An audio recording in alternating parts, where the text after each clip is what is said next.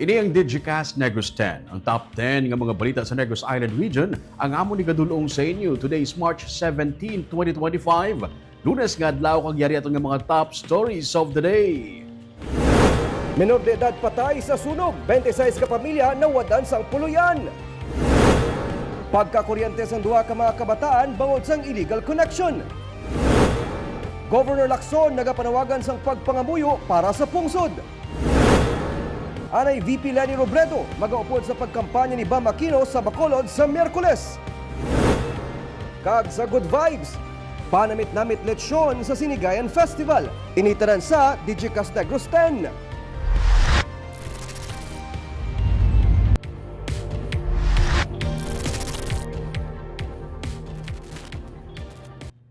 Sa number 10, Negrense nga football team magabiyay pa Singapore para mag-compete sa mga international football club sa bulan sang Abril. Pagi sa experience gikan sa La Liga Youth Football Tournament sa Thailand, magabiyahe liwat sa abroad ang katapos ang Dolphins Football Club under 11 kag under 12. Ini para mag-compete sa mga international football clubs sa pinakadako nga youth tournament sa Asia, ang Junior Soccer School and League sa Singapore sa Abril 17 tubtob 20. Ginsiling ni Dolphins FC Director John Carmona nangindako nga challenge sa ila ang pag-compete sa abroad ang height kag kusog sa mga international teams. Pero paagi sa kadasig kag kapag-on sang Young Dolphins, nagapati siya nga sarang nila malapot ang kadalagaan sa 7-a-side football tournament. Ang Dolphins FC ang magatiglawa sa Negros Occidental kag sa pungsod sa tournament nga pagapasakupan sa malapit 400 ka mga teams. Ang strength ng Pilipino is the quickness and speed, no? And aggressiveness. So we compensate on that. That's why we need to find that DNA sa Filipino style of football.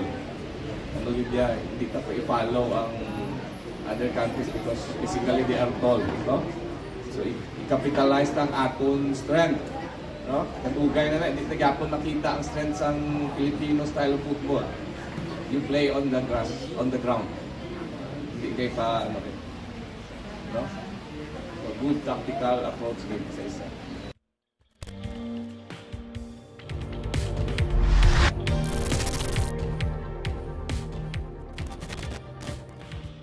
Sa number 9, presyo sa kalamay sa mga sugar mills ang nagnubo. Nagahamboy na lang karon sa kapin 2,800 pesos per 50 kg uko ng sako sa millgate prices sa raw sugar sa mga sugar central. Nangin kabahin sa ginatanaw nga kabangdanan sang Sugar Regulatory Administration sa amat-amat kapag dubo sang millgate prices amo ang epekto sang climate change. Gani pagi sa ginapatuman ang Sugar Consumption Study upod sa Philippine Statistics Authority, ginapaabot nilang mapasanyog ang Research and Development Program para matigayon ang pagdevelop sang mga high yield kag climate resilient nga varieties ang tubo. Sa nagligad nga inadlaw, ginbisita man ni Victoria City Mayor Javier Miguel Benitez ang Philippine Sugar Research Institute Foundation Incorporated o Philsorin sa Silay City. Nalakip sa gin-introduce nga varieties ang Philsorin sa alkalde ang PSR 03-171 nga ginapatihan makapabaskog sa sugar production sa piyak sang epekto sa climate change na lakip na diri ang halit sang mainit nga panahon. Ang pag-maximize ng sugar production ang ginaluso man ni Board Member Joben Alonzo nga matun-an ang gud mapangapina ng sugar industry. Nagapati ang pamuno sa Committee on Trade, Industry and Commerce, Investments and Promotions ang Sangguniang Panalawigan nga may dako nga epekto sa sugar production ang conversion sa mga sugar farm sa mga commercial kag residential properties kag pagpahat-pahat sa dalago nga katubuan paagi sa Agrarian Reform Program. The lesson siguro ang naton sugar consumption, no? Iti health conscious ng mga kalabanan. So, rumay man kung tanawon mo gani kay gagamay ang hectarage naton tungod nga kadamo na sumong sa mga farms nga convert to residential, no? So, mabalanse lang siguro sa uli. Pero ang dako nga factor nga ang sugar farming niya kinanglan lakbad para para mas what do you call this, viable ang negosyo.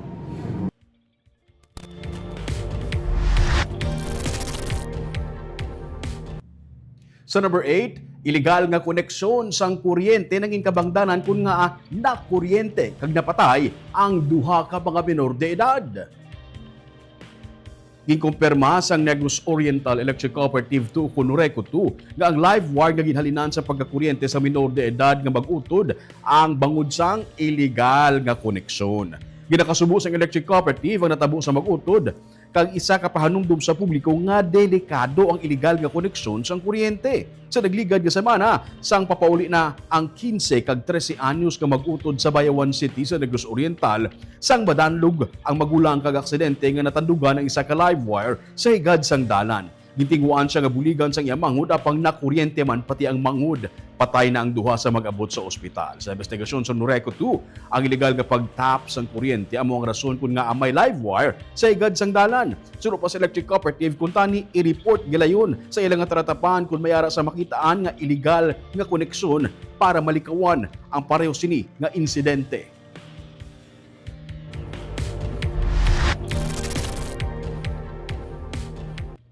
Sa number 7, duha ka mga lalaki patay matapos magtiruhay sa Talisay City.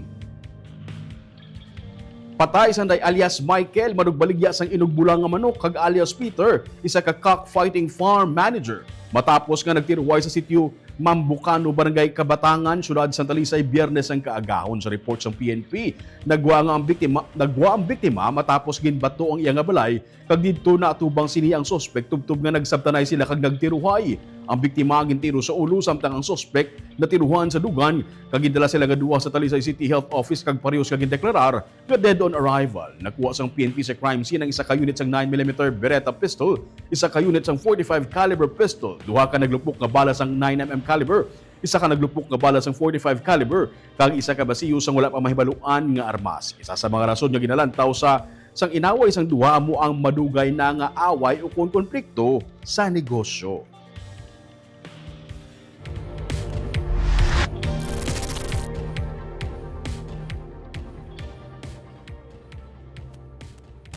Sa number 6, ginapaabot nga magalawig liwat sa duha ka bulan ang feeding sa probinsya sa Negros Occidental sa mga internally displaced individuals o persons. Inisunod sa kay Negros Occidental Governor Eugenio C. Lacson nga nagsiling nga magagika na sa 50 milyones pesos nga ginhatag sa Malacañang ang pondo. Wala labot sa Sudan, gastuhan man sa probinsya ang bugas nga pagagamiton sa among community kitchen. Ginsiling ni Governor Lacson nga wala labot sa feeding, ilaman ginpainan ang pondo ang site development para sa permanent relocation sang La Castellana kag Bago City. Damlag pa, ginsiling ni Lacson nga 14 bilyones pesos ang ginpain para sa site sa La Castellana kag 1.3 million pesos naman para sa Bago City. Ang La Castellana sunod sa kay Lacson, ginsiling na sang alkalde sini nga si Mayor Rumayla ni Kurmang gilimutan nga depleted na ang ilang quick response fund kaag panugod pa lang sang tuig. Typhoon prone pa ang probinsya gani nagapangaman man ang mga LGU sa kasubong nga mga kalamidad. Matapos ang duha ka bulan, nagalaom kag nagapangamuyo si Lacson nga tigayon ma-downgrade sa alert level o kanang alert level sang bulkan Kanlaon. Iyaman ginsiling nga sa karon daw hindi pa matigayon ini kay bisan gani ang Office of the Civil Defense padayon pang pagpanghanda para sa alert level 4. We will have something like 19 million plus left now. And I think that will be again good for another round of feeding. Yung ang naging kuha taon na good for 1 month na. Ang 50 million? Oh. Mga 2 months siguro na. Yeah. Then after 2 months go. We're hoping after 2 months, alert level 2 na ta. So we can release or we can send back our IDPs. Ang mga LGUs tayo na affected, doon pangayo separately sa Malacañang para to augment their I think they have done so, especially La Castellana.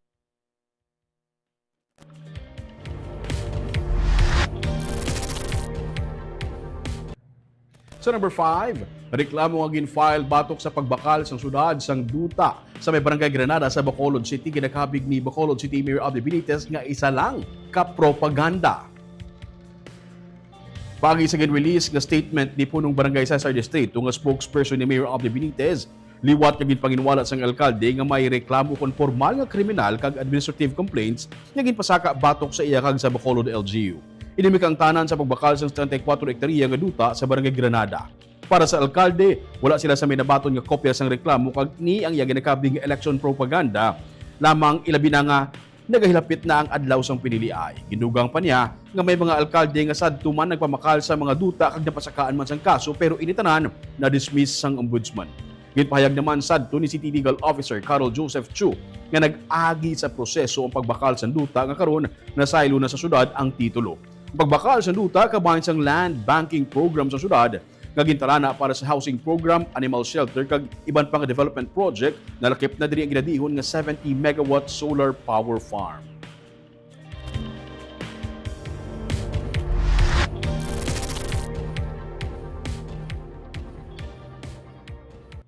Sa number 4, Negros Power nagtala na sang 20 ka mga team sa bugos nga probinsya sang Negros Occidental sa adlaw sang piniliay para mangintayo yun ang power supply. Ginsiling ni Bacolod Election Officer Attorney Revo Sorbito nga kabahin sang gipasalig sang tugdumalahan sang Negros Power sa ilang nga pagsinapo na pagpasiguro sang tayuyon nga supply sang kuryente sa adlaw sang piniliay.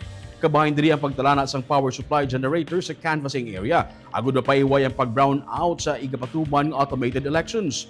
Ginpahayag ni Customer Care Department Assistant Vice President Maricel P. ang Negros Power ang mag-deploy sang 20 ka mga team sa pila ka mga banwa ang syudad sa probinsya. Agud nga insigida matagaan ang tensyon ang posible pagluntad sang power interruption. Kabahin sa ginahimo nga pagpanghanda sang distribution utility ang pagpatuman sang inspection sa mga linya sang kuryente kag mga pasilidad. Nga naka 25% na kita nga na-inspect ang mga linya sa mga polling precincts, no? So ang atong technical team actively inspects. So by that time during the election we will deploy as agreed. We will deploy our customer care representatives to be the point persons, no, during the elections in case of trouble, no, para mas madali ang communication, no. Hindi na kinahanglan magtawag sa helpline but ara na standby ang aton customer care team. At the same time, we have created several teams, no, composed of customer care, composed of our line team and our security personnel.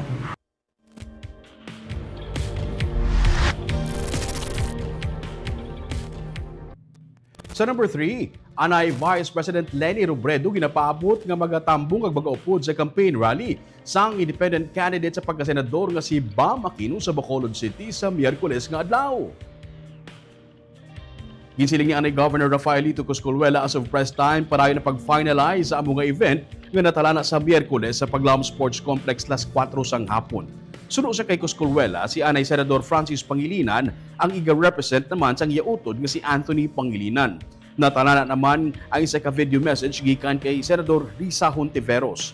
Ginsiling naman ni Governor Eugenio Lacson nga nakaschedule mag-courtesy visit sa iya talatapan si anay VP Leni antes ang kahiwatan sa paglaom. Imbitado man ang gobernador sa among pagtililipon. Kung bala siya ang nagasuporta sa kandidatura ng Aquino kag Pangilinan o kung magatambong siya sa among rally suno kay Lacson, bantayan na lamang. Sa nagligad nga nagligad nga presidential elections, ginsuportahan ni Lacson si Robredo. So they're offering themselves two candidates, Senator Pangilinan and Senator Bam Aquino, as independent minded. Can we wait on Wednesday? What time? She's coming here. I don't know if I have permission to say, but sige na lang, no? Si VP Lenny naman is always open. She will be here in the office mga 2:30 p.m. And then they will have a rally in Paglaom at 6 p.m.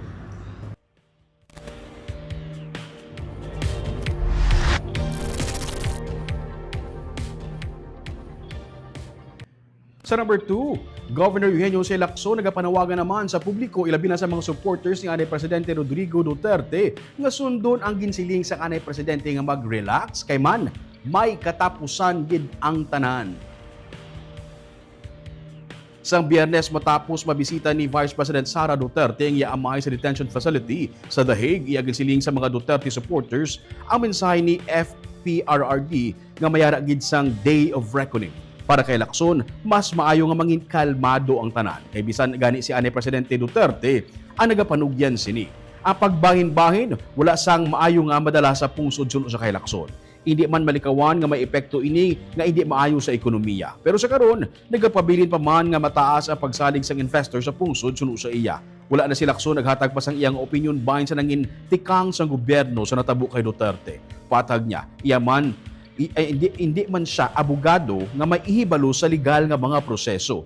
Nagpanawagan siya sa publiko nga magpangamuyo para sa pungsod. President already, as a former president, has said na calling on all the Filipinos to come, and let's just wait for the day, no? For the reckoning day. No? So with that message, I suppose there's really a need to calm down. It's okay to manifest your sentiments. If you believe in prayers, I would truly suggest call for prayer vigils, because a divided country will not be good for any of us.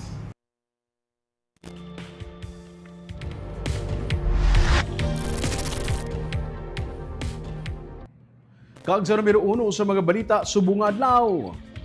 Isa ka menor de edad ang patay kag 26 ka mga pamilya na wadaan sang puluyan sa isa ka sunog nga nagluntad sa San Carlos City. Nagpuog ang aso kag nagdaba-daba ang kalayo sa Purok Ipil-Ipil, Barangay 1, San Carlos City, Sabado sang hapon. Sa video nga kuha ni Edwin, makita pa nga nagakinaran-karan ang mga residente. Patay ang 5 ka tuig nga bata nga babae. Kumpirma sang iya pamilya nga sa Bureau of Fire Protection nga ang ila anak ang nasapwa na lamang nga patay sa kwarto sa ilang nga balay. Nagakatulog ang bata sa matabo ang sunog. Ginaligar nga nagbalik pa siya sa nagakasunog nila nga balay, rason nga na trap ini kag nasunog. Sa report ng CDRRMO sa San Carlos City, 26 tanan ka mga pamilya ang nawad-an sang puluyan ukon masobra sa isa ka gatos ka persona. Nagapadayon ng investigasyon sang BFP kung ano ang insuguran sang kalayo. Apang base sa inisyal nga pagpangusisa, ginaligar nga nagsugod ang kalayo sa balay ni Norisa Era. Kalabanan sa mga balay nga nasunog himo sa mga butang nga badasig masunog. Temporaryo nga nagatenero sa covered court sang barangay ang mga nagkalasunugan.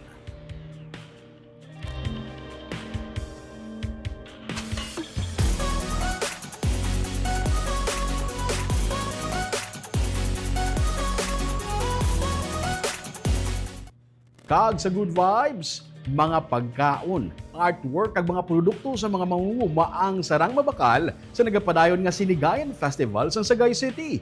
Yaring report.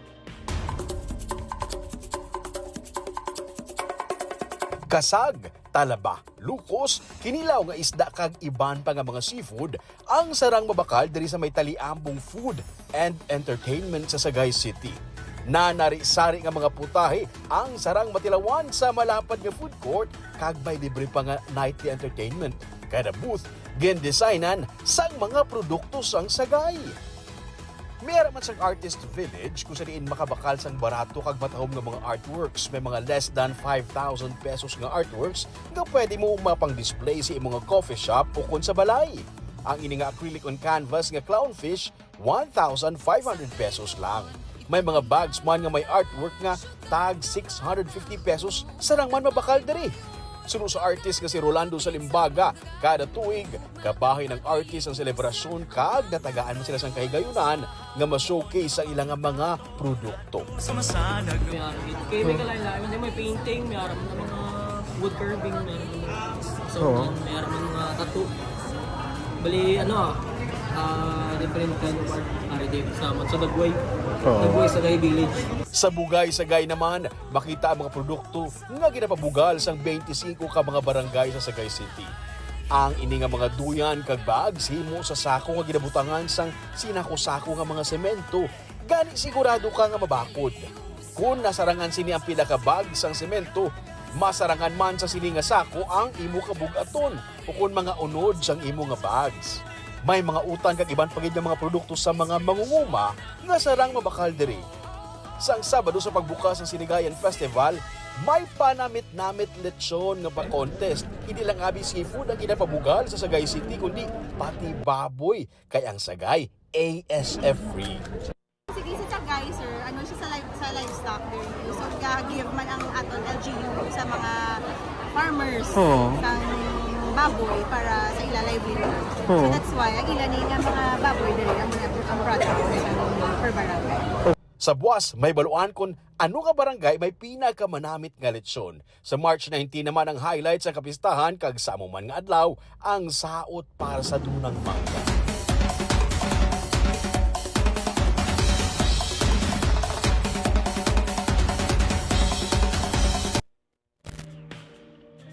Shout out anay sa aton nga live viewers subong nga hapon si Gina Villanueva maayong hapon Digicast gabamati kami permi sa inyo shout out gali sa pamilya Minyada sang Manapla si Maricon sung Cape Valladores maayong hapon sa Roming maayong hapon Negros Island Region watching from Fairview Quezon City si Andre Tahunera good afternoon Digicast Negros si Chona Evangelista Caredo.